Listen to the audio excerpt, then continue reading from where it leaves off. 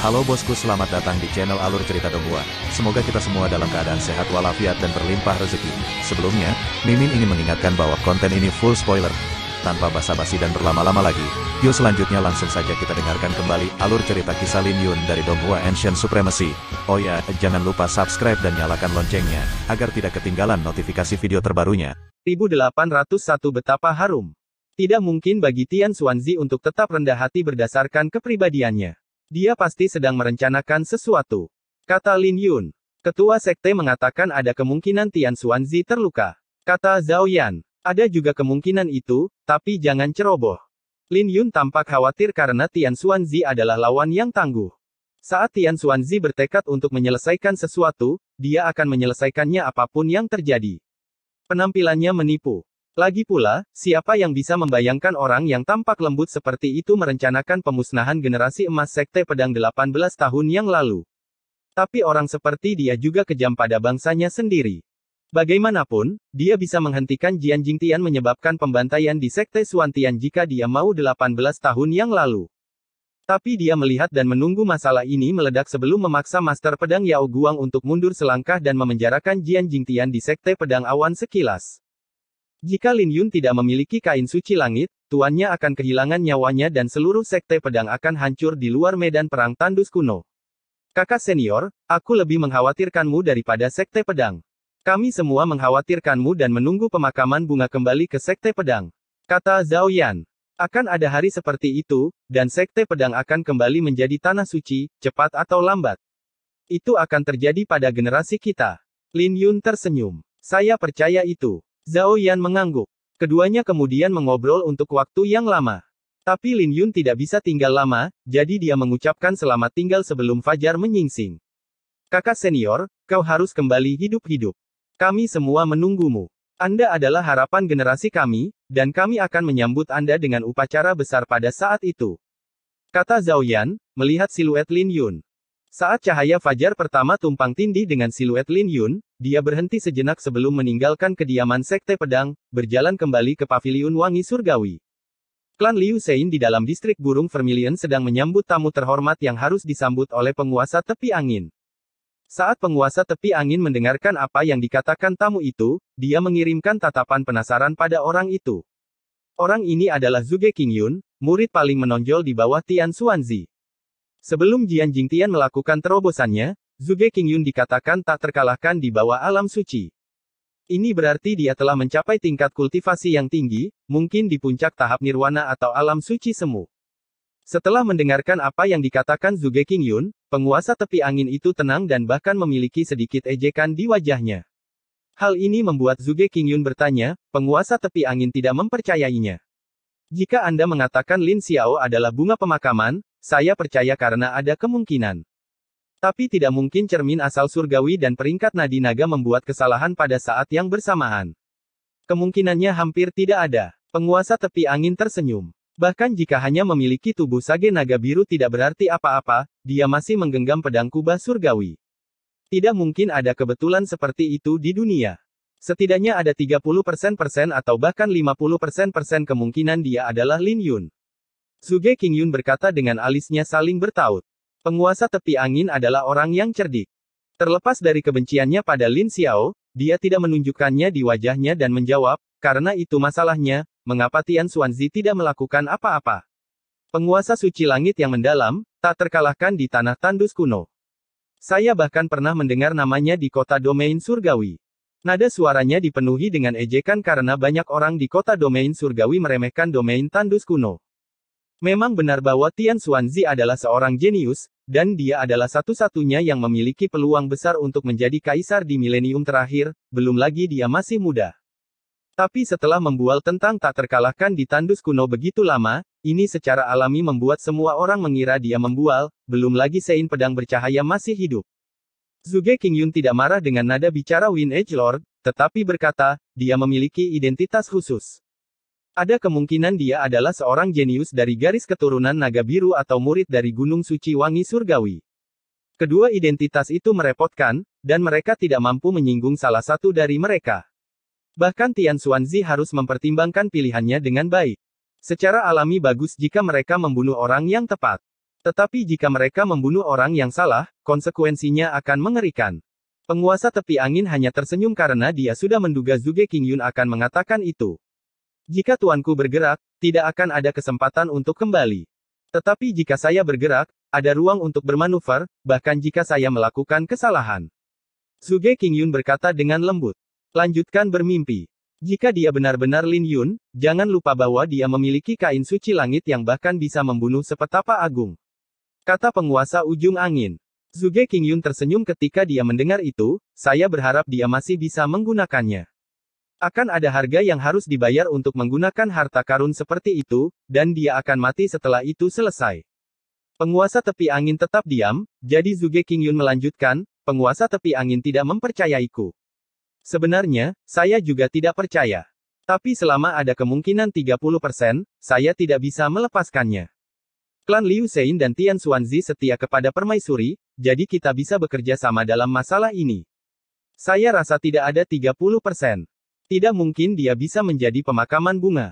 Kau bilang dia bisa menjadi yang pertama di peringkat naga dalam setahun. Aku tidak percaya itu. Penguasa tepi angin dengan acuh tak acuh berkata. Zhuge Qingyun hanya melirik ke arah Wind Edge Lord dan diam-diam menggelengkan kepalanya. Sangat bagus jika dia bisa menerima bantuan klan Suci Liu untuk menghadapi Lin Yun. Tapi bukan berarti tidak ada cara bahkan jika klan Suci Liu menolak untuk membantu. Kalau begitu, saya akan pergi dulu. Zhuge Qingyun berdiri dan hendak mengucapkan selamat tinggal. Tetapi ketika dia hendak melangkah keluar dari pintu, penguasa tepi angin mengangkat cangkir dan berkata, Saudara Zhuge, jangan terburu-buru pergi. Biarkan aku menyelesaikannya. Oh. Zhuge Qingyun terkejut, dan dia bertanya, kamu percaya dia Lin Yun sekarang? Saat penguasa tepi angin mengenakan senyum menyeramkan, dia menjawab, tidak. Tapi itu tidak masalah bagiku sama sekali.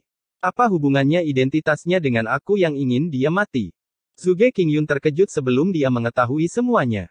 Dia memikirkan apakah Lin Xiao adalah Lin Yun, tetapi pihak lain tidak perlu mempertimbangkannya. Penguasa tepi angin hanya menginginkan nyawa Lin Xiao dan sesederhana itu. Melihat ini, Zhuge Qingyun tersenyum dan kembali. Sangat mudah untuk membunuhnya, tapi wanita di dalam paviliun wewangian surgawi itu memiliki ordo naga kekaisaran. Jika bukan karena itu, aku pasti sudah lama membunuhnya di Pulau Guntur. Penguasa tepi angin berkata, mengertakkan gigi. Tapi ordo naga kekaisaran tidak ada gunanya jika dia adalah Lin Yun. Bahkan jika dia bukan, tuanku bersedia menanggung konsekuensinya. Kata Zhuge Qingyun. Penguasa tepi angin menyeringai karena dia menunggu Zhuge Qingyun mengatakan itu. Setelah kembali ke paviliun wewangian surgawi, Lin Yun sempat bertemu dengan Yue Weiwei sebelum dia mulai menstabilkan kultivasinya. Selain itu, dia harus berlatih seni pedang naga biru dan pedang kunang-kunang ilahi. Pedang kunang-kunang ilahi sangat dalam. Cahaya kunang-kunang mungkin tampak seperti pedang, tapi ada lebih dari 900 perubahan di dalamnya. Kelemahan terbesar dari cahaya kunang-kunang adalah kesulitan dalam mengeksekusinya, dan sulit untuk mengeksekusinya dalam waktu singkat. Setiap detik sangat berarti dalam pertarungan antara dua orang ahli, dan lawanmu tidak akan memberimu banyak waktu untuk mempersiapkan seranganmu. Tapi saat Lin Yun menjadi lebih mahir di dalamnya, pedang ini menjadi semakin menakutkan, dan kekuatannya juga mengalami perubahan yang drastis. Hanya dengan mengandalkan pedang ini saja, dia bisa dengan mudah membunuh musuh yang memiliki kultivasi lebih tinggi darinya. Sementara Lin Yun mengasingkan diri di dalam paviliun wewangian surgawi, kota domain surgawi menjadi gempar karena mereka yang berada dalam 10 besar kemudian berhasil mencapai alam dekrit samsara. Ji Lingfeng dari Gunung Phoenix Ilahi, Yu Wenxiu dari Sekte Ming, Yan Chihuo dari Sekte Api Surgawi, Lin Qingyang dari Paviliun Dao Ilahi, penguasa Gunung Musim Gugur, dan bahkan penguasa tepi angin berhasil menembus alam dekrit samsara. Faktanya, mereka bisa saja membuat terobosan ke alam dekrit samsara sejak lama, dan mereka bahkan cukup kuat untuk melawan beberapa ahli di tahap kehidupan mendalam. Alasan mengapa mereka menahan diri adalah karena mereka mengidamkan tempat pertama di peringkat nadi naga.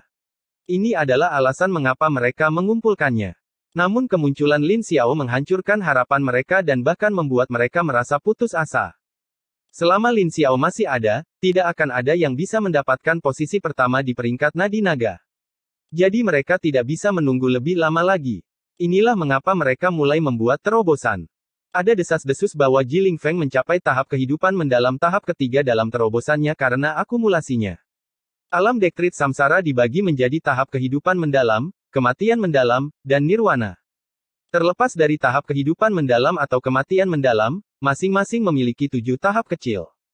Setelah mengalami 7 tahap kehidupan yang mendalam dan 7 tahap kematian yang mendalam, mereka akan mencapai tahap nirwana, menggenggam aura nirwana. Setiap terobosan adalah dorongan besar dalam kekuatan bagi mereka, dan asal mula naga mereka akan mengalami transformasi. Fakta bahwa Ji Lingfeng mencapai tahap kehidupan mendalam tahap ketiga dalam terobosannya sudah cukup untuk membuktikan berapa banyak yang dia kumpulkan di dalam alam nadi naga. Orang biasa akan membutuhkan waktu bertahun-tahun untuk mencapai tahap kehidupan mendalam tahap ketiga karena tahap kehidupan mendalam berada di tingkat yang sama sekali baru dibandingkan dengan alam nadi naga. Singkatnya, mereka tidak ingin bermain dengan Lin Xiao lagi. Karena mereka akan ditekan oleh Lin Xiao jika mereka tetap berada di alam nadi naga, mereka mungkin juga membuat terobosan ke alam dekrit samsara sehingga mereka berada satu alam di atasnya. Jadi, bahkan jika pulsa naga Lin Xiao memiliki panjang 10.000 kaki, dia masih berada di alam denyut naga.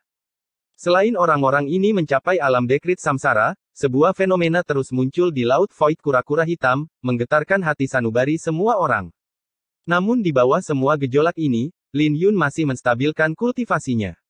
Setengah bulan kemudian, seorang tamu tak terduga menyela pengasingan Lin Yun. Itu adalah Gu Jun dari Aula Penegakan Hukum.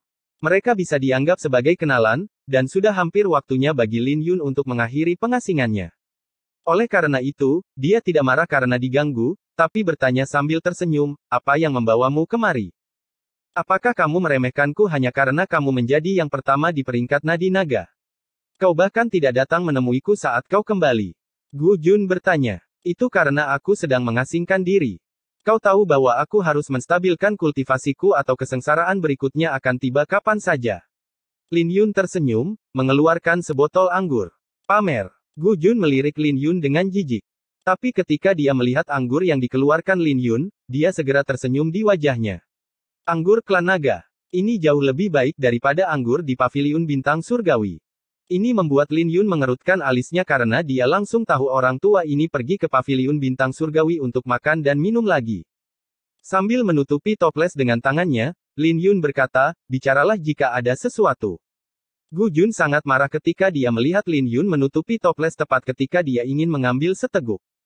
Dia mengangkat kepalanya dan tersenyum, kau pikir aku menginginkannya? Gadis itu menyuruhku untuk tidak pergi ke laut hampa kura-kura hitam. Oh. Lin Yun bertanya dengan heran. Kenapa? Mengangkat alisnya, Gu Jun tersenyum, Jenderal Dewa Api dari 3 Jenderal Dewa ada di sana. Karena apa yang terjadi pada Jenderal Dewa Petir dan Angin, hierarki yang lebih tinggi dari Sekte Bulan Darah sangat marah. Laut kehampaan kura-kura hitam tidak akan berakhir dengan damai. Wajah Lin Yun berubah ketika dia mendengar itu, lalu dia bertanya, apa asal-muasal dari Sekte Bulan Darah ini? Mengapa mereka menjadi begitu sombong dalam beberapa tahun terakhir ini? Kamu ingin tahu? Gu Jun tersenyum dengan mata menyipit. Ketika Lin Yun menganggukkan kepalanya, Gu Jun menyenggolkan bibirnya ke stoples, memberi isyarat agar Lin Yun menjauhkan tangannya. Hal ini tentu saja membuat Lin Yun tidak senang, tapi tidak ada yang bisa dia lakukan, dan hanya bisa menjauhkan tangannya. Betapa harumnya. Gu Jun menjentikkan lidahnya setelah meneguk seteguk anggur. Bab 1802 bertemu Mei Zihua lagi. Setelah Gu Jun meminum tetes anggur terakhir, dia mengguncang toples itu dengan keras sebelum dia menjelaskan, berbicara tentang Sekte Bulan Darah, itu adalah musuh yang kuat dari Kekaisaran Naga Ilahi. Itu, aku tahu. Lin Yun menjawab. Katakan sesuatu yang tidak aku ketahui. Pelan-pelan saja. Apa kau tahu tentang era kegelapan? Gu Jun tersenyum. Setelah Lin Yun menganggukkan kepalanya, Gu Jun melanjutkan, kalau begitu, ceritakan apa yang kau ketahui. Melirik Gu Jun, Lin Yun berkata, setelah pertempuran para dewa 100.000 tahun yang lalu, semua dewa jatuh, gerbang naga dihancurkan, dan era keemasan hilang. Dengan demikian, kegelapan turun dan para pahlawan bangkit bersama untuk melawan mereka. Itu adalah masa ketika dunia hancur, dan manusia hanya bisa hidup menyedihkan seperti semut. Tapi 9 kaisar muncul, mengakhiri era kegelapan dan mendirikan Kekaisaran Naga Ilahi. Ini adalah sesuatu yang diketahui banyak orang. Masih ada rahasia lain, seperti kematian Kaisar Selatan, tapi mereka tampak ragu. Ada yang mengatakan 9 kaisar ingin membangun kembali gerbang naga, tapi pada akhirnya mereka mendirikan Kekaisaran Naga Suci. Akibatnya, hal ini menciptakan keretakan antara Kaisar Selatan dan Permaisuri. Kaisar Pedang Yu Qingfeng berpisah dengan Kekaisaran Naga Ilahi, sementara Kaisar Iblis tetap tidak peduli. Tidak ada yang tahu persis apa yang terjadi selama periode itu, tapi apa hubungannya dengan Sekte Bulan Darah? Tahukah Anda bahwa 3000 tahun yang lalu, selain kelahiran 9 kaisar, ada juga 3 raja? Gu Jun bertanya. Dia melanjutkan, 3 raja memiliki kekuatan yang hampir sama dengan para dewa, dan mereka juga dipercaya mampu mengakhiri era kegelapan. Mereka adalah Raja Iblis, Raja Darah, dan Raja Neter. Raja Darah adalah nenek moyang dari Sekte Bulan Darah, dan ketiga raja tersebut tidak dapat benar-benar dibunuh. Bahkan Kaisar Selatan hanya berhasil melukai dan menyegel Raja Darah, tapi tidak bisa membunuhnya. Jadi hanya masalah waktu bagi Sekte Bulan Darah untuk bangkit kembali, belum lagi Kekaisaran Naga Ilahi sedang dalam masalah akhir-akhir ini karena sumber era kegelapan menunjukkan tanda-tanda akan kembali. Klan Roh Iblis. Lin Yun bertanya. Menganggukkan kepalanya, Gu Jun menjelaskan, klan Roh Iblis sangat menakutkan. Mereka tidak dibasmi 3000 tahun yang lalu, tapi diam-diam menyusup ke dalam berbagai kekuatan. Lin Yun mengerutkan alisnya ketika dia mendengar itu karena dia pernah berhubungan dengan klan Roh Iblis di masa lalu. Dia tidak pernah menyangka klan Roh Iblis juga berada di luar reruntuhan. Karena Kekaisaran Naga Ilahi harus menghadapi banyak musuh akhir-akhir ini, Sekte Bulan Darah telah menunjukkan tanda-tanda kebangkitan. Ada rumor bahwa Raja Darah telah bangkit. Gu Jun berkata dengan ekspresi serius. Tidak heran mengapa Tetua Suci mengatakan bahwa kemunculan catatan naga biru mungkin bukan kabar baik. Zaman keemasan akan muncul kembali, dan itu berarti kegelapan akan bangkit kembali. Lin Yun bergumam pada dirinya sendiri. Inilah mengapa saya mengatakan bahwa Laut Void kura-kura hitam akan menjadi kacau, dan yang terbaik bagi Anda untuk tidak bergabung dalam kekacauan. Gu Jun memperingatkan. Apa yang akan mereka cari di Laut Kehampaan kura-kura hitam? Lin Yun bertanya. Kura-kura hitam Saint Cannon. Gu Jun meletakkan toples anggur ke bawah, lalu mengangkat kepalanya. Naga biru, burung vermilion, harimau putih, dan kura-kura hitam adalah binatang suci yang kuat di zaman kuno. Kultivasi dan teknik rahasia mereka diturunkan melalui garis keturunan, dan semuanya adalah teknik kultivasi ilahi yang hanya bisa dipraktikkan oleh binatang ilahi berdarah murni. Ketika binatang ilahi mengambil bentuk humanoid dan menikahi manusia, keturunan mereka akan memiliki garis keturunan binatang ilahi itu. Dengan demikian, mereka mengubah warisan mereka agar sesuai dengan manusia. Mereka adalah Saint Cannon burung vermilion, Saint Cannon naga biru, Saint Cannon harimau putih, dan Saint Cannon kura-kura hitam. Gu Jun berhenti sejenak sebelum melanjutkan, beginilah warisan naga biru kalian diturunkan, tapi itu bukan sage naga biru Cannon yang asli. Itu hanya bisa ditemukan di tanah leluhur naga biru. Lin Yun jatuh ke dalam pikiran yang dalam ketika dia mendengar itu karena dia juga mendengar Master Pavilion Nirwana Surgawi menyebutkannya, dan warisan naga birunya hanya sebagian kecil. Tapi setelah era keemasan runtuh, semua binatang suci berdarah murni di dunia menghilang. Tidak ada yang tahu kemana mereka pergi, dan kemurnian garis keturunan mereka tidak tinggi. Kemurnian garis keturunan mereka tidak bisa lagi dibandingkan dengan zaman kuno. Mereka yang memiliki garis keturunan binatang ilahi menjadi target di era kegelapan. Keturunan mereka dibantai atau bersembunyi. Kemudian lagi, ada juga yang bangkit karena ada banyak orang di Kekaisaran Naga Ilahi yang memiliki garis keturunan klan naga. Gu Jun menjelaskan dengan sedih. Kenapa kau terlihat begitu sedih?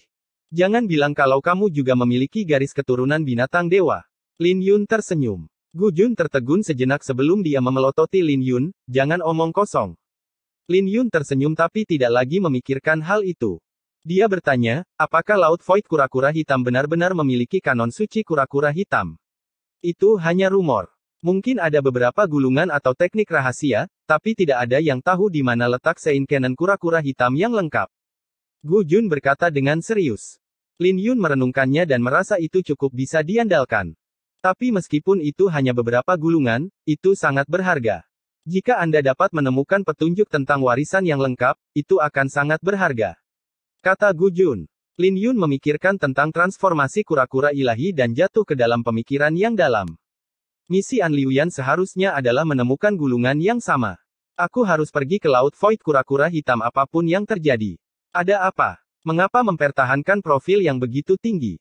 Bukankah kau yang pertama di peringkat Nadi Naga? Apa kau tahu berapa banyak mata orang yang tertuju padamu? Jika kamu pergi ke sana, tidak ada yang bisa melindungimu. Gu Jun berkata dengan tidak senang. Tapi Lin Yun mengeluarkan cangkang penyu dan berkata, karena pecahan cangkang penyu ini. Jika aku pergi, ada kemungkinan besar aku bisa menemukan sesuatu. Mehm. Ini benar-benar pecahan kura-kura hitam. Coba aku lihat ini milik garis keturunan mana. Mata Gu Jun berbinar. Tapi tepat ketika dia ingin mengambilnya, Lin Yun sudah menyimpan kulit kura-kura itu. Kamu benar-benar memiliki banyak rahasia. Gu Jun berkata dengan marah.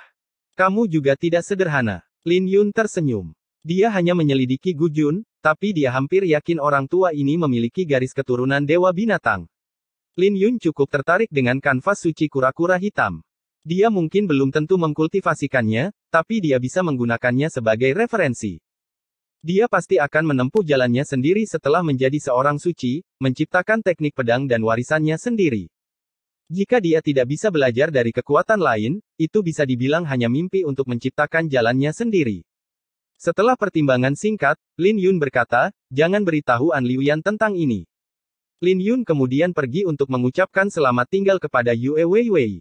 Setelah perpisahan ini, dia mungkin tidak akan kembali ke paviliun wewangian surgawi, dan mereka mungkin harus berpisah untuk waktu yang lama. Setelah Lin Yun pergi, Yue Weiwei melihat siluetnya dan linglung. Dia tahu bahwa hari ini akan datang cepat atau lambat, dan dia sudah siap secara mental. Dia mengkhawatirkan keselamatan Lin Yun setelah meninggalkan paviliun wewangian surgawi. Kakak senior, ada kemungkinan besar kakak Lin sedang menuju ke laut kehampaan kura-kura hitam. Yue Weiwei berbalik untuk melihat ke arah Mu Sueling. Mu Sueling secara alami tahu apa yang dia pikirkan, dan dia menjawab, ada batasan di laut void kura-kura hitam. Mereka yang memiliki kultivasi lebih tinggi memiliki peluang lebih tinggi untuk memicu pembatasan, jadi secara praktis tidak mungkin bagi mereka yang berada di tahap kematian mendalam untuk masuk. Dia bisa melindungi dirinya sendiri dengan baik. Belum lagi dia juga tahu itu tidak akan menjadi jalan yang mudah ketika dia memutuskan untuk menjadi yang pertama di peringkat Nadi Naga. Jadi jangan khawatirkan dia. Tapi Yue Weiwei menggigit bibirnya dan berkata, bagaimana jika dia meninggalkan laut kosong kura-kura hitam? Melihat betapa menyedihkannya Yue Weiwei, Mu Sueling akhirnya menghela nafas, bicaralah. Apa yang kamu ingin aku lakukan? Yue Weiwei tersenyum, dan memeluk Mu Sueling, hehe. Aku tahu kakak senior adalah yang terbaik.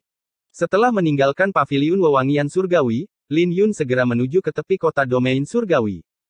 Jika dia ingin pergi ke laut hampa kura-kura hitam, dia harus naik kapal jika ingin pergi ke berbagai tempat berbahaya. Kota domain surgawi memiliki 4 dermaga, dan setiap dermaga memiliki beberapa kapal besar, dan pelabuhannya ramai. Pada saat ini, 1 bulan telah berlalu sejak kelompok Te Dao bela diri dan semua orang sudah tahu bahwa Lin Xiao telah memperoleh peringkat pertama di peringkat Nadi Naga dan mengalahkan 2 jenderal dewa. Lin Yun bisa mendengar banyak berita yang berhubungan dengan dia, Sekte Bulan Darah, dan bagaimana Ji Lingfeng dan yang lainnya membuat terobosan di alam dektrit samsara saat dia berjalan di sekitar pelabuhan. Dia tenang dan tenang. Dia memasuki sebuah kedai minuman, ingin menanyakan tentang berita terbaru tentang Laut Void kura-kura hitam. Saat dia melangkah ke dalam kedai, diskusi di sekitarnya jauh melampaui harapannya. Lin Yun mengenakan topi bambu untuk menyembunyikan identitasnya, dan duduk di sudut. Dia memesan secangkir anggur dan dengan santai meminumnya. Topi bambu itu cukup efektif, dan tidak ada yang akan mengenalinya jika mereka tidak melihat lebih dekat pada penampilannya. Hei, tampan. Apakah kamu keberatan jika aku duduk di sini? Tidak lama setelah Lin Yun duduk, seseorang duduk di seberangnya. Ketika Lin Yun mengangkat kepalanya, dia melihat Mei Zihua, yang sudah lama tidak dia lihat. Bab 1803 Rumor Ganas. Dia lagi. Murid-murid Lin Yun berkedip dengan sedikit kebencian di bawah topi bambu karena orang ini sedikit terlalu ramah. Sambil meletakkan cangkirnya, dia bertanya, apa tidak ada yang lebih baik untuk dilakukan? Ada apa? Anda bisa langsung mengatakannya. Dia tidak mengenal Mei Zihua sampai-sampai mereka bisa begitu santai. Ini adalah ketiga kalinya Mei Zihua muncul, jadi dia pasti punya rencana. Mei Zihua tersenyum, tetapi tidak terlalu peduli dengan hal itu. Dia bertanya, apakah kamu sudah melihat potongan giok burung vermilion yang kuberikan padamu? Sudah, kata Lin Yun, menepisnya. Bagaimana mungkin dia punya waktu untuk melihatnya? Dia tidak terlalu tertarik dengan musik Dao. Alasan mengapa dia belajar musik Dao adalah untuk menyembunyikan identitasnya dan memasuki paviliun nirwana surgawi. Bagaimana menurutmu? Mei Zihua tertawa dengan wajah puas. Lumayan. Lin Yun menjawab. Terima kasih atas pujianmu. Mei Zihua tersenyum percaya diri. Karena itu masalahnya, kenapa kau tidak ikut denganku? Aku punya lebih banyak potongan giok burung vermilion di rumah. Aku ingin tahu apakah kamu tertarik. Kemana? Lin Yun bertanya dengan nada terkejut. Kekaisaran Naga Ilahi, klan Mei. Mei Zihua berkata dengan serius. Mei Zihua, katakan saja apa yang kamu inginkan. Aku sudah menyetujui hampir semua permintaanmu, bukan? Aku meminjamkan biola lonjakan dan bahkan memberikan partiturnya. Jangan bilang kau mengincar buah 3 nyawa atau... Lin Yun meletakkan cangkirnya, dan ekspresi wajahnya menjadi waspada. Dia bertanya-tanya apakah Mei Zihua telah mengetahui identitasnya. Buah 3 nyawa. Memang benar aku sedikit tertarik padanya. Mei Zihua tersenyum. Bagaimana jika aku tidak setuju untuk ikut denganmu? Lin Yun bertanya. Kalau begitu, aku khawatir aku hanya bisa memikirkan cara lain. Mei Zihua berkata dengan percaya diri. Dia sangat yakin bahwa Mei Zihua hanya berada di alam nadi naga. Dengan ekspresi bingung, Lin Yun berkata, kamu hadir di kelompok Teh Dao bela diri, jadi kamu harus tahu kekuatanku. Aku yang pertama di peringkat nadi naga. Peringkat pertama dalam peringkat nadi naga hanya membuktikan bahwa kau tak terkalahkan di kehancuran timur, bukan di alam Kunlun. Mei Zihua tersenyum. Kalau begitu, kenapa kamu tidak mencobanya? Lin Yun berkata dengan acuh tak acuh. Mei Zihua hanya tersenyum dan dengan lembut meletakkan cangkirnya di atas meja. Anggur di dalam cangkir berfluktuasi, dan kedai itu langsung menjadi sunyi. Melihat melalui topi bambu, Lin Yun bisa merasakan gelombang suara tak terlihat menyebar dari anggur yang mengisolasi mereka dari dunia luar. Lagu suci yang agung. Lin Yun mengangkat kepalanya untuk melihat Mei Zihua. Dia bertanya, karena Anda memiliki Great Seintun, mengapa Anda tidak menggunakannya di perjamuan Nirwana? Membuka kipasnya, Mei Zihua tersenyum, saya adalah keturunan salah satu dari 10 klan musik, dan saya memiliki kebanggaan saya.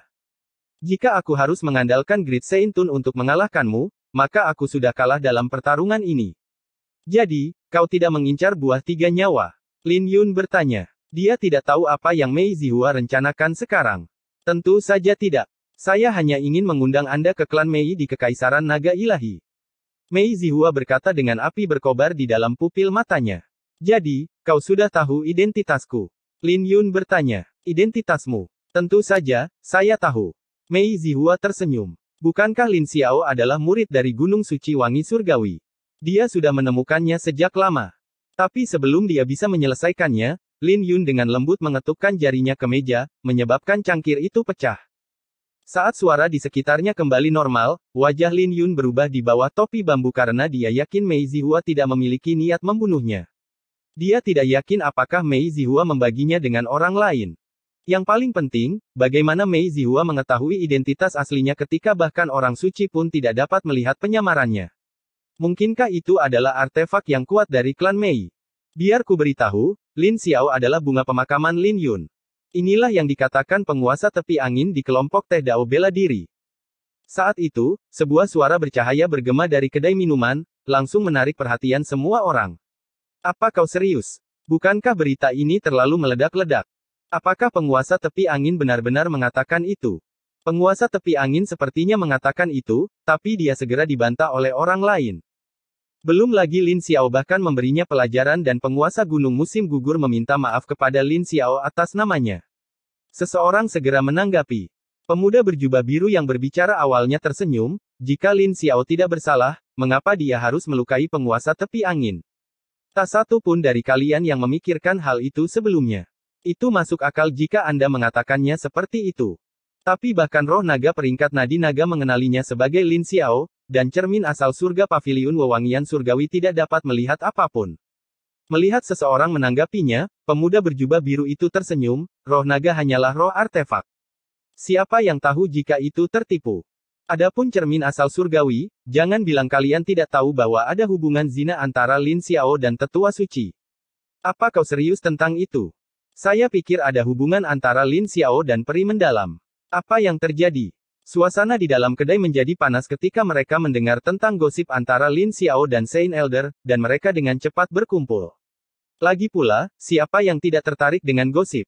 Belum lagi Mu Sueling adalah kecantikan es yang terkenal di kota domain surgawi.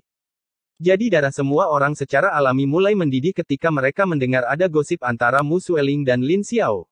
Hahaha, aku yakin kamu tidak tahu tentang itu. Pemuda berjubah biru itu puas ketika dia melihat reaksi di sekitarnya. Dia tersenyum, kembali ke perjamuan Taman Barat, Mu Sueling datang untuk menyelamatkan Lin Yun dengan Ordo Naga Kekaisaran. Kalian tidak ada di sana, jadi kalian tidak tahu betapa gugupnya Mu Sueling dan betapa lembutnya tatapannya saat menatap Lin Yun. Astaga, berita ini terlalu meledak-ledak. Lin Xiao, bajingan sialan itu benar-benar beruntung memiliki dua wanita cantik. Seruan bergema dari daerah sekitarnya, tapi semua orang iri. Pemuda berjubah biru itu tersenyum, hehe. Tidak ada wanita cantik yang bisa menolak pesona seorang pahlawan, belum lagi Lin Xiao adalah pemakaman bunga, seorang jenius yang tak tertandingi dalam pedang. Semua orang praktis menjadi gila, dan informasi yang meledak-ledak ini menyebabkan kegemparan. Jangan repot-repot iri padanya. Dia adalah pemakaman bunga. Tanpa dia mengalahkan dua jenderal dewa, tim teh marsial Dao tidak akan bisa terus berjalan. Pemuda berpakaian biru itu tidak lupa menghubungkan Lin Xiao dengan Lin Yun. Dia melanjutkan sambil tersenyum, di kelompok teh marsial Dao, Lin Yun benar-benar sombong, mengatakan bahwa Sekte Bulan Darah adalah sekumpulan sampah dengan kekuatan mereka. Di sudut, Mei Zihua terkejut sejenak sebelum dia berbalik untuk melihat ke arah Lin Yun. Kakak Lin, tidak heran kau tidak tertarik pada 9 pelayanku. Kamu percaya itu? Lin Yun bertanya. Hehe, gosip tidak dimulai tanpa alasan. Belum lagi kita berdua laki-laki, jadi aku bisa memahamimu. Mei Zihua mengedipkan mata pada Lin Yun. Gosip semacam ini sangat mematikan, mengandung setengah kebenaran dan setengah kebohongan, bercampur dengan sedikit gosip cinta. Begitu menyebar, tidak ada yang akan peduli tentang apa yang sebenarnya. Saya hanya membicarakannya dengan santai, dan kita tidak bisa membayangkan perasaan ini. Bayangkan saja peri mendalam yang sedang tidur dan Saint Elder yang cantik. Hehehe. Pemuda berjubah biru itu menjadi lebih berlebihan dengan apa yang dia katakan, meledakkan suasana di kedai. Ketika dia melihat kerumunan menjadi bersemangat, sudut bibirnya melengkung ke atas dan efeknya lebih baik dari yang dia bayangkan. Saat itu, dia bisa merasakan bahaya besar saat sebuah topi bambu terbang, mengenai dadanya dan membuatnya memuntahkan seteguk darah dengan wajah pucat. Bahkan sebelum dia bisa bereaksi, seseorang sudah muncul di hadapannya dengan pedang yang mengarah ke dahinya.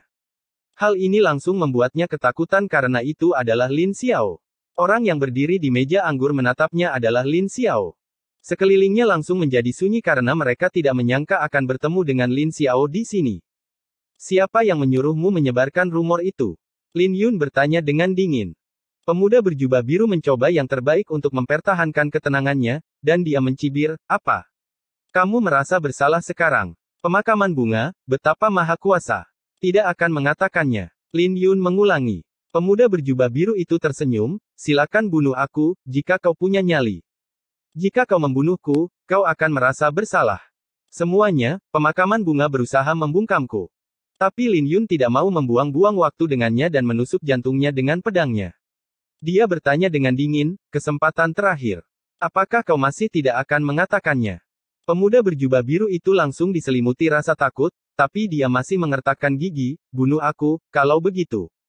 Aku tidak akan mengatakan apa-apa bahkan jika kau membunuhku. Bagus. Terserah kamu, kata Lin Yun sebelum ingin mencabut pedangnya. Tapi di tengah jalan, pemuda berjubah biru itu akhirnya panik, dan dia bergumam, jangan bunuh aku. Aku akan bicara. Siapa itu? Lin Yun bertanya. Penguasa ujung angin.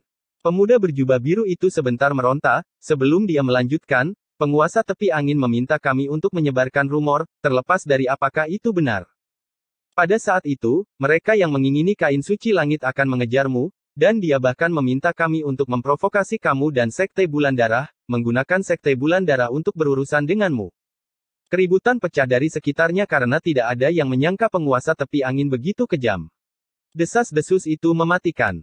Ketika Lin Yun mendengar itu, aura pembunuh muncul di dalam pupil matanya karena penguasa ujung angin benar-benar membuatnya gugup. Dia bilang kau pasti akan pergi ke laut hampa kura-kura hitam, dan dia punya 100 cara untuk membunuhmu saat itu.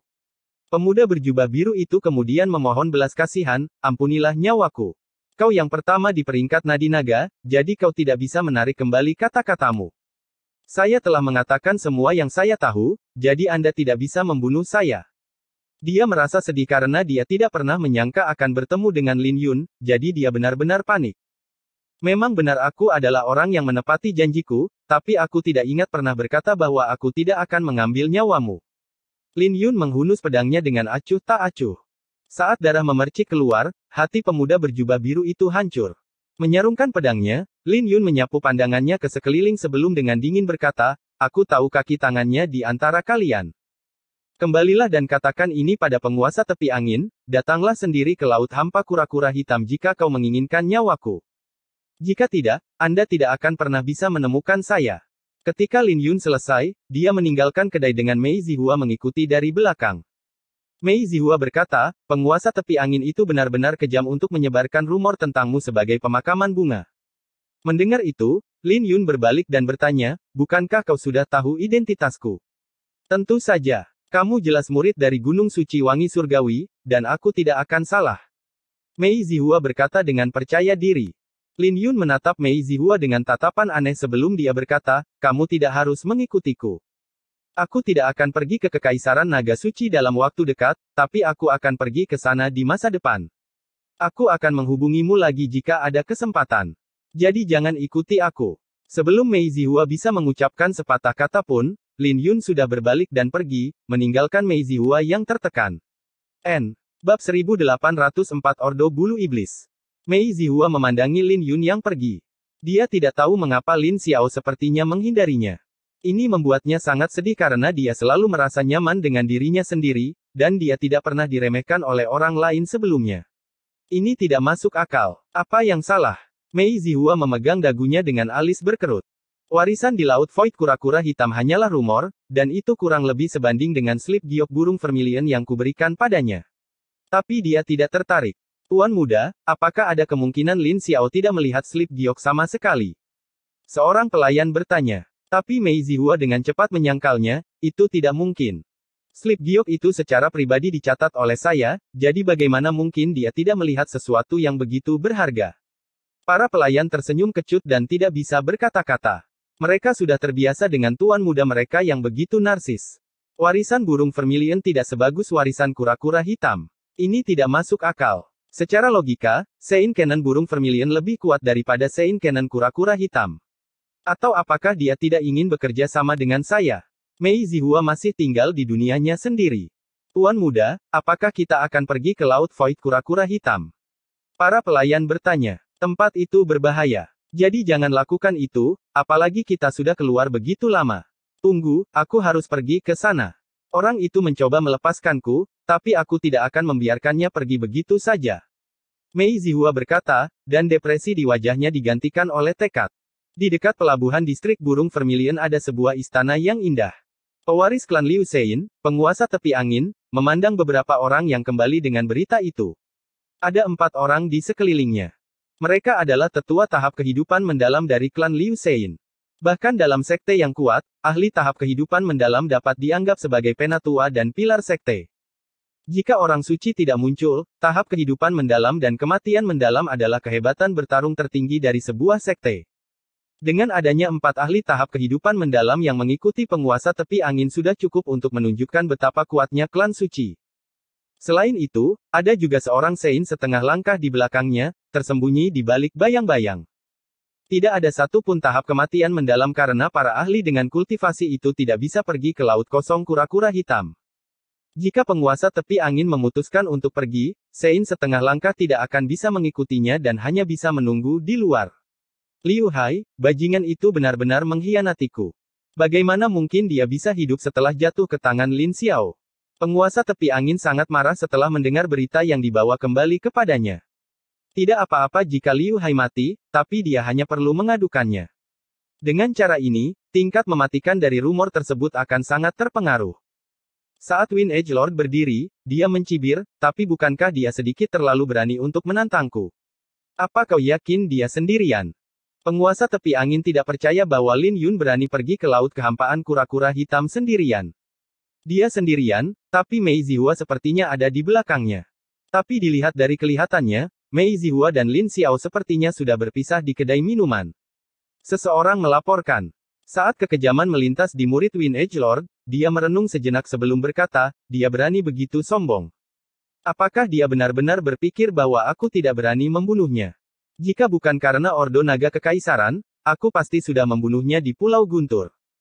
Orang itu mungkin benar-benar menganggap dirinya sebagai murid dari Gunung Ilahi Wangi Surgawi untuk bertindak dengan kurang ajar seperti itu di Laut Suci Domain Surgawi. Laut Suci Domain Surgawi bukan miliknya. Seorang tetua klan Liu berkata dengan dingin. Saya pikir dia adalah orang yang cerdas dan akan tetap rendah hati. Karena dia berani menjadi begitu sombong, apakah dia benar-benar tidak menempatkan klan Liu Sein di matanya? Penguasa tepi angin tersenyum. Tuan muda, apakah kita akan pergi ke laut hampa kura-kura hitam? Tentu saja. Karena dia ingin bermain, aku akan bermain dengannya. Keluarkan perintah bulu iblis dan tempatkan hadiah di kepalanya. Biarkan aku melihat bagaimana dia akan bermain denganku. Apa dia benar-benar berpikir dia tak terkalahkan setelah menjadi yang pertama di peringkat Nadi Naga? Dia hanya merayu kematian. Penguasa tepi angin berkata dengan dingin. Laut kehampaan kura-kura hitam adalah zona terlarang di Laut Suci Domain Surgawi. Itu sangat besar, dan ada banyak binatang iblis yang bermutasi. Dalam pertempuran kuno antara para dewa, seluruh domain surgawi hancur. Jadi bahkan setelah 100.000 tahun berlalu, masih ada banyak zona terlarang di Laut Suci Domain Surgawi dengan sisa-sisa kekuatan para dewa. Laut kosong kura-kura hitam adalah salah satunya. Semakin tinggi kekuatan seseorang, semakin mudah untuk meledakkan sisa-sisa kekuatan dewa. Mereka yang berada di tahap kematian mendalam akan meledakkan energi tersebut jika mereka masuk. Jika diledakkan, siapapun yang berada di bawah alam suci akan mati. Selain itu, ruang di wilayah itu tidak stabil, dan sulit untuk melewatinya. Satu-satunya cara untuk melewatinya adalah melalui kapal perang kelas Sein. Laut Void kura-kura hitam terkenal di Laut Suci Domain Surgawi, dan binatang iblis di sana tercemar oleh energi para dewa. Ada kemungkinan besar kristal suci terlahir di dalam tubuh mereka. Kristal suci tidak berguna bagi mereka yang berada di alam dekrit samsara, tetapi mereka efektif untuk orang suci. Jadi inilah mengapa banyak orang biasanya pergi ke Laut Kosong Kura-Kura Hitam. Sebuah kapal perang kelas suci yang menuju ke Laut Kehampaan Kura-Kura Hitam akan berangkat setiap setengah bulan, dan keberangkatan berikutnya adalah 3 hari. 3 hari kemudian, Lin Yun berdiri di geladak kapal perang kelas suci, membaca gulungan-gulungan bambu dengan banyak informasi tentang Laut Void Kura-Kura Hitam yang tercatat di atasnya. Tidak jauh dari situ, Mei Zihua menjaga jarak tertentu darinya. Pada akhirnya, orang ini akhirnya mengikutinya. Ketika Lin Yun meletakkan gulungan itu, dia melirik semua orang di geladak. Dia tahu bahwa setengah dari orang-orang di sini datang untuknya. 3 hari yang lalu, seseorang mengeluarkan perintah bulu iblis dan memberikan hadiah di kepalanya. Selama seseorang membunuhnya, mereka akan bisa mendapatkan ordo bulu iblis. Dengan demikian, semua kultivator iblis di Laut Suci Domain Surgawi menjadi bersemangat. Ordo bulu iblis adalah sesuatu yang disempurnakan secara pribadi oleh Kaisar Iblis sendiri, dan hanya mereka yang memiliki persahabatan khusus dengan gerbang iblis yang bisa mendapatkannya. Seseorang dapat menggunakan ordo bulu iblis untuk menukar sumber daya, ramuan suci, harta karun, dan bahkan teknik bela diri roh naga dari gerbang iblis. Seseorang bahkan dapat memiliki kesempatan untuk mendapatkan artefak suci kemuliaan. Selama itu bukan permintaan untuk menjadi Sein, ordo bulu iblis dapat memenuhi hampir semua permintaan. Lin Yun berspekulasi bahwa ordo bulu iblis mungkin diperoleh oleh penguasa tepi angin karena tidak mungkin bagi orang lain untuk memilikinya. Bahkan jika mereka memilikinya, tidak ada yang akan menyia-nyiakan sesuatu yang begitu berharga dalam hidupnya. Tapi perseteruannya dengan Wind Edgelord sudah sampai pada titik di mana hanya satu orang yang bisa hidup. Jadi bisa dimengerti kalau penguasa tepi angin akan menggunakannya untuk menempatkan hadiah di kepalanya jika dia memilikinya. Tapi tidak semua orang di sini mengincarnya. Beberapa di sini untuk mendapatkan kristal suci, dan beberapa di sini untuk mendapatkan kanon suci kura-kura hitam.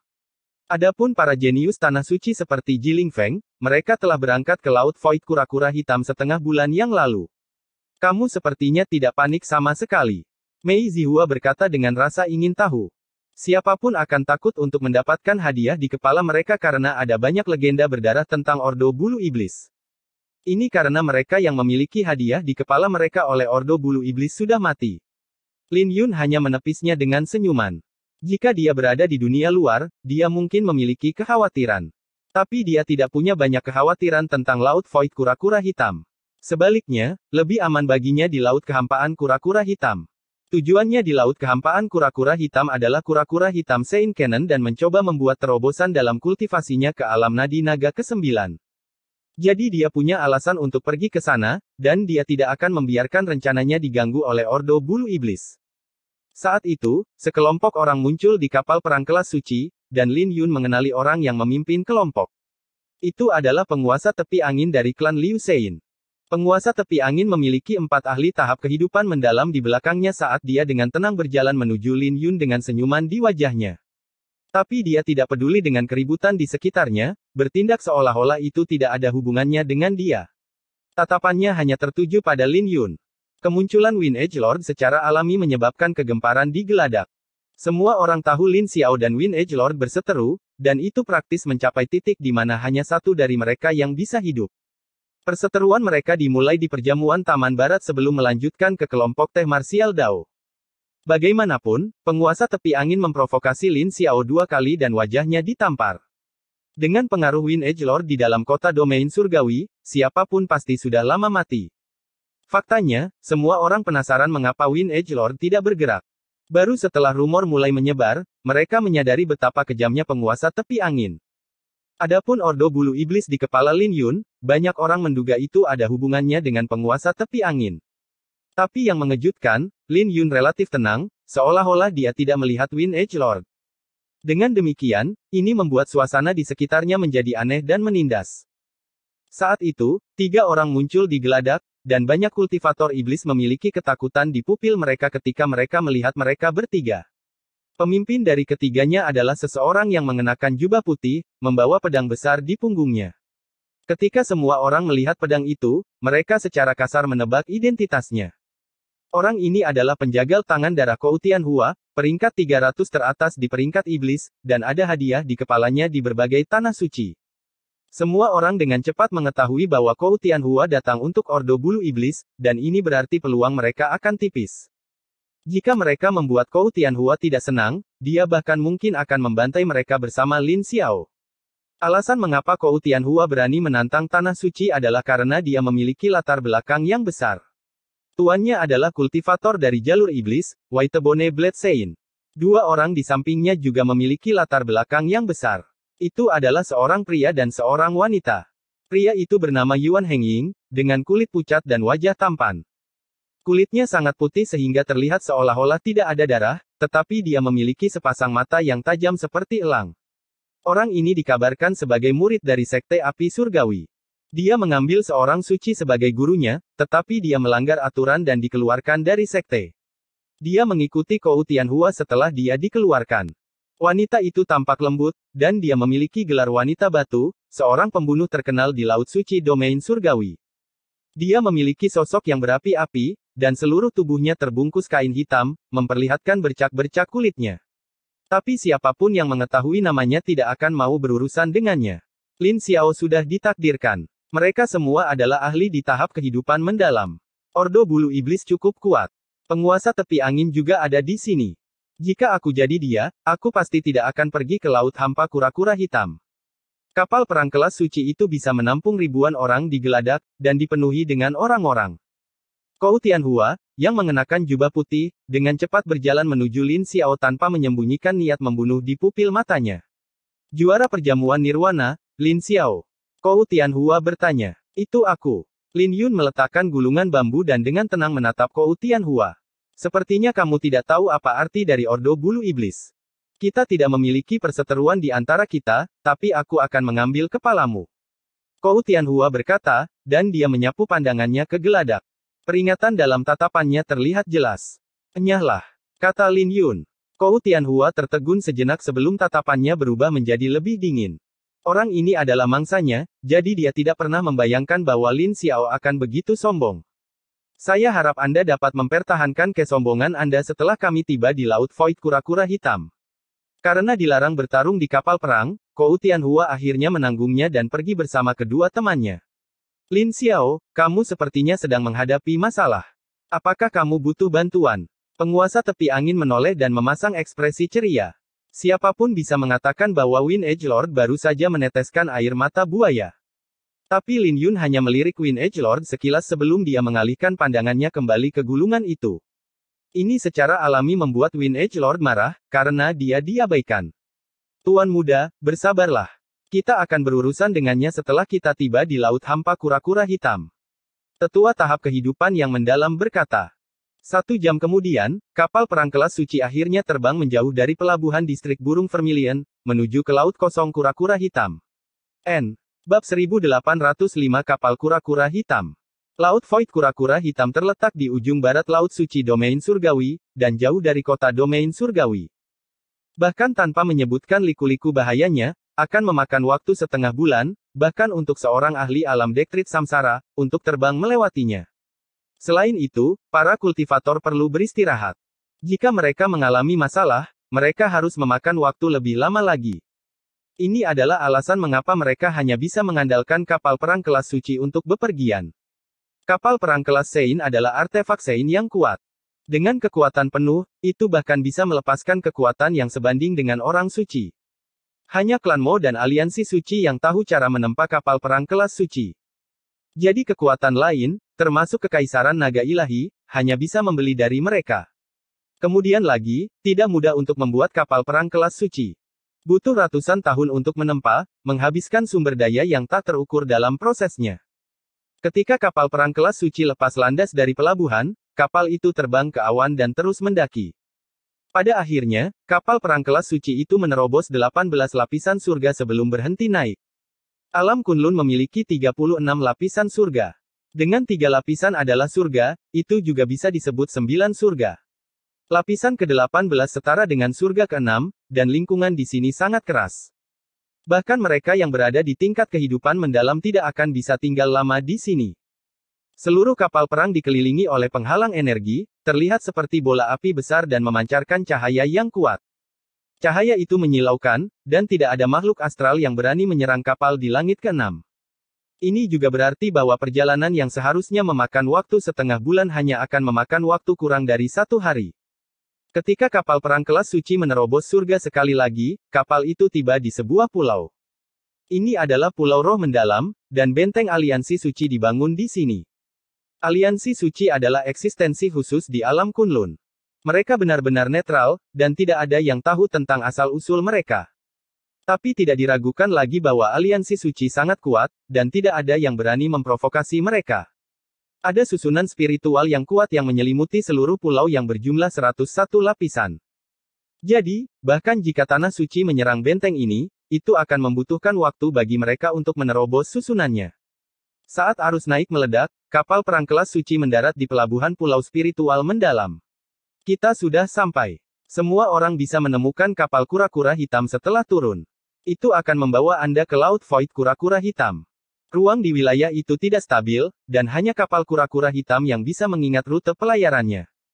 Jika Anda pergi sendiri dan terjadi sesuatu pada Anda, aliansi suci tidak akan bertanggung jawab atas apa yang terjadi.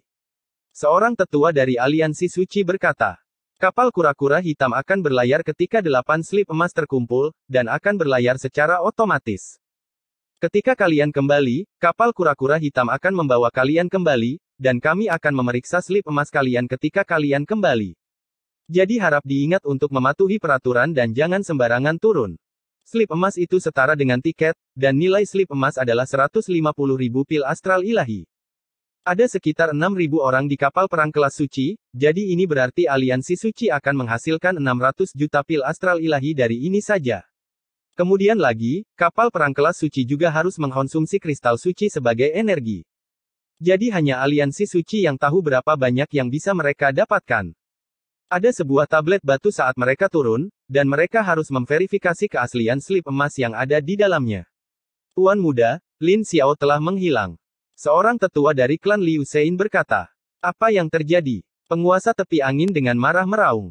Jangan biarkan dia lari. Lin Yun masih membaca gulungan bambu beberapa saat yang lalu, tapi dia tiba-tiba menghilang. Ketika mereka melihat sekeliling, Lin Yun sudah berada di depan tablet batu sementara mereka terjebak dalam arus orang yang ramai. Penguasa tepi angin tampak kesal, tapi dia tidak berani bergerak setelah melirik para penjaga di kapal perang karena aliansi suci tidak mudah untuk dihadapi. Sebaliknya, Kou Tianhu, Yuan Hengying, dan Lady Stone cukup tenang. Lin Yun memindai slip emasnya di atas tablet batu sebelum dia dengan cepat turun dan berjalan ke sisi lain pelabuhan. Ada cangkang kura-kura lengkap di tepi pantai yang mengambang di atas air, dan ada tanda suci yang terukir di permukaan cangkang. Ini adalah kapal kura-kura hitam. Lin Yun dengan santai melompat ke salah satunya, dan tidak butuh waktu lama sampai 3 orang datang. Dibutuhkan 8 orang untuk mengaktifkan slip emas mereka untuk memindahkan kapal, jadi mereka tidak terburu-buru. Tak lama kemudian, ada 7 orang yang berkumpul di kapal kura-kura hitam. Mereka hanya membutuhkan 1 orang lagi. Tunggu aku belum naik ke kapal. Sesosok tubuh berlari mendekat. Mei Zihua sedikit terengah-engah dan melompat ke kapal kura-kura hitam. Saat dia melompat, semua orang mengaktifkan slip emas mereka, dan kapal kura-kura hitam melesat seperti anak panah. Hampir saja, aku hampir melewatkannya. Mei Zihua menyeka keringat di dahinya dan duduk di atas cangkang kura-kura sambil tersenyum. Dia lolos. Kejar dia. Penguasa tepi angin menjadi sangat marah, dan mereka melompat ke kapal kura-kura hitam lainnya untuk mengaktifkannya. Tapi kapal kura-kura hitam mereka tetap tidak bergerak, dan ini secara alami membuat mereka dengan marah menghentakkan kaki mereka karena mereka hanya bisa melihat Lin Yun perlahan menghilang dari pandangan mereka. Tuan muda, kita perlu mengumpulkan 8 orang sebelum bisa bergerak. Tetua klan Liu Sein berkata dengan cemas. Kenapa kau tidak memberitahuku sebelumnya? Penguasa tepi angin memelototi tetua ini, jadi tetua itu menutup mulutnya. Aliansi suci menjelaskan diri mereka sendiri, tapi penguasa tepi angin adalah orang yang tidak mendengarkannya. Matahari terbenam seperti darah, dan laut tak terbatas. Ini adalah pemandangan yang luar biasa saat kapal kura-kura hitam mengendarai ombak dan perlahan-lahan mendekati laut hampa kura-kura hitam. Ada 8 orang di kapal ini. Selain Lin Yun dan Mei Zihua, 6 orang lainnya adalah 5 pria dan 1 wanita. Karena Lin Yun sekarang memiliki hadiah di kepalanya oleh Ordo Bulu Iblis, dia secara alami harus memeriksa mereka dengan baik. Di antara mereka, ada 3 orang yang merupakan teman yang sering datang ke laut hampa kura-kura hitam untuk berburu kristal suci. Jadi Lin Yun hampir yakin mereka tidak berbahaya. Pemimpin kelompok ini adalah Chen Tong, yang dulunya adalah seorang murid dari Sekte Dao Surgawi sampai dia pergi ketika dia menjadi tua. Hal ini biasa terjadi di antara sekte-sekte karena begitu seseorang melebihi usia tertentu, mereka akan kehilangan nilainya untuk dipelihara oleh sekte tersebut. Jika mereka masih ingin tinggal di sekte, mereka bisa menjadi diaken atau menjadi pemimpin pasukan tambahan. Jika di sekte pedang, mereka yang mencapai tahap kehidupan mendalam dapat tetap tinggal untuk menjadi penatua, dan perlakuan seorang penatua sama sekali tidak kalah dengan beberapa murid. Tapi sekte Dao Surgawi pernah menjadi tanah suci terkuat di kehancuran timur, jadi mereka secara alami memiliki persyaratan yang lebih ketat. Tahap kehidupan mendalam hanya bisa mengizinkan dia menjadi diaken, paling banter. Wajar jika orang ini tidak bersedia dan meninggalkan panggung. 3 yang tersisa cukup mencurigakan. Yang satu mengenakan pakaian hitam dengan wajah tertutup. Hanya matanya yang terlihat, dan dia mengenakan topi bambunya setelah naik ke kapal kura-kura hitam, yang membuatnya terlihat lebih mencurigakan. Ketika dia naik ke kapal, tatapannya tertuju pada Lin Yun untuk waktu yang lama, seolah-olah dia sedang memastikan sesuatu. Orang kedua adalah seorang pria tua, berpakaian seperti pengemis dengan pakaian compang camping dan mengeluarkan bau busuk. Dia duduk di sana, meminum anggurnya, dan mengurus urusannya sendiri. Wanita terakhir adalah yang paling aneh karena dia terlalu cantik. Dia memiliki fitur yang halus dan mempesona, mengenakan gaun putih yang disulam dengan benang emas. Melihatnya, wanita ini mengingatkannya pada Yue Weiwei versi dewasa. Dia memiliki kemiripan yang luar biasa dengan temperamen Yue Weiwei, hanya saja dia lebih tua dan memiliki temperamen yang mulia. Ini adalah evaluasi yang cukup tinggi karena tidak banyak orang di dunia ini yang secantik Yue Weiwei. Tapi orang ini sebanding dengannya, hanya saja mereka masing-masing memiliki temperamen yang berbeda. Di garis depan kapal kura-kura hitam, Mei Zihua berada dalam suasana hati yang cukup baik saat dia memainkan serulingnya di atas angin.